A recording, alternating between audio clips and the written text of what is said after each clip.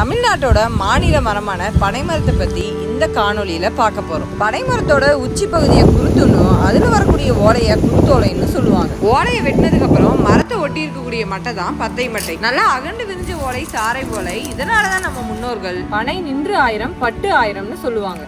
ஒரு பனைமரம் பட்டு போயிருச்சுன்னா தண்டு பகுதியை வீட்டோட முற்றத்திற்கும் ஏத்தரிக்கிற பாகங்கள் தயாரிக்கிறதுக்கும் பயன்படுத்துறாங்க. முக்கியமா கால்நடைகளோட வரத்தீனிகளை சேகரிச்சு வைக்கிறதுக்கு பற்ற போடுவாங்க. அதுக்கு இந்த மரத்தோட தண்டை தான் பயன்படுத்துவாங்க.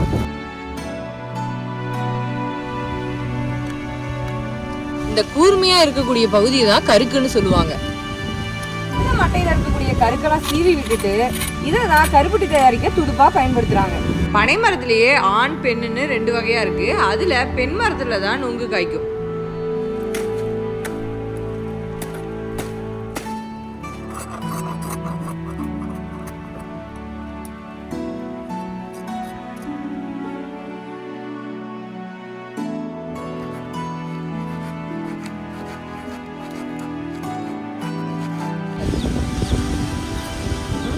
கூடை மரம்லாம் கட்டுறதுக்கு இதுல இருந்து எடுக்கக்கூடிய பட்டையை தான் கயிறா பயன்படுத்தியிருக்காங்க.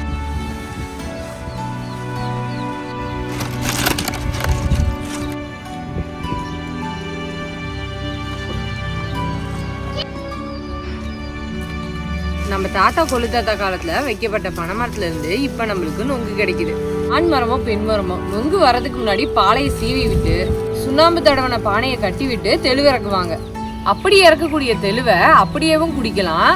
அந்த தெளுவுல தான் பனங்கற்படியும் பனங்கற்கண்டும் செய்யறாங்க. அந்த நொங்கே பறிக்காம விட்டுட்டோம்னா அது முத்தி கடுக்காவா மாறிடுது. அந்த கடுக்கா கொஞ்ச நாள்லயே பனம்பழமா மாறிடுது. பனம்பழம் பழத்து கீழே விழுந்ததும் அந்த பனம்பழத்தை சுட்டு சாப்பிட்டுருக்காங்க. அந்த பனம்பழத்தை சுட்டும் சாப்பிட்டுருக்காங்க. கொட்டையெல்லாம் நீக்கிட்டு ஒரு பானையில வக்கிப்புல் மேல வச்சு வேக வச்சு சேவான்னு சொல்லி வீடு வீடா கொண்டு போய் வித்துருக்காங்க. பனம்பழத்தை எடுக்காம விட்டுட்டோம்னா அந்த பனம்பழம் முளைச்சு பனங்கிழங்கா மாறுது. பனங்களுக்கு லேசா முளைச்சு வரும்போதே அதை உடைச்சு பார்த்தோம்னா உள்ள பனஞ்சீம்பு இருக்கும். பனங்கொட்டையிலிருந்து குருத்து வந்ததுக்கு அப்புறம் வெட்டி எடுத்தோம்னா பனங்கிழங்கு கிடைக்கும். அந்த பனங்கிழங்க நம்ம முன்னோர்கள் உணவா சாப்பிட்டுருக்காங்க.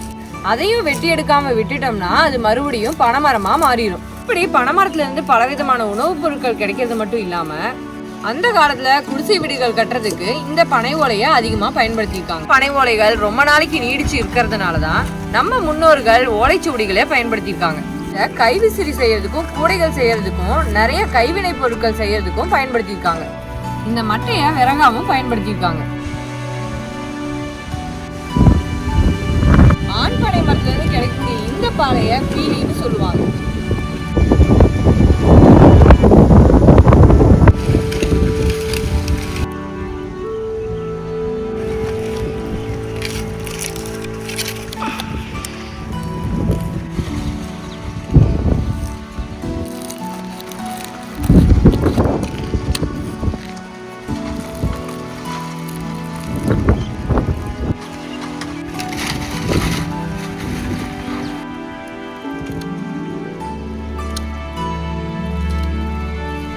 அப்பெல்லாம் தோட்டத்தில் வேலை செய்யும்போது பனம்பழம் கீழே விழுந்துச்சுன்னா மரத்துக்கடியில் இருக்கக்கூடிய காஞ்ச ஓலையெல்லாம் எடுத்து போட்டு நெருப்பு மூட்டி சுட்டு சாப்பிட்ருக்காங்க. நாங்கள் அந்த மாதிரி சுட்டு சாப்பிட்டு பார்த்தோம். நல்லா மணமாகவும் சுவையாகவும் இருந்தது.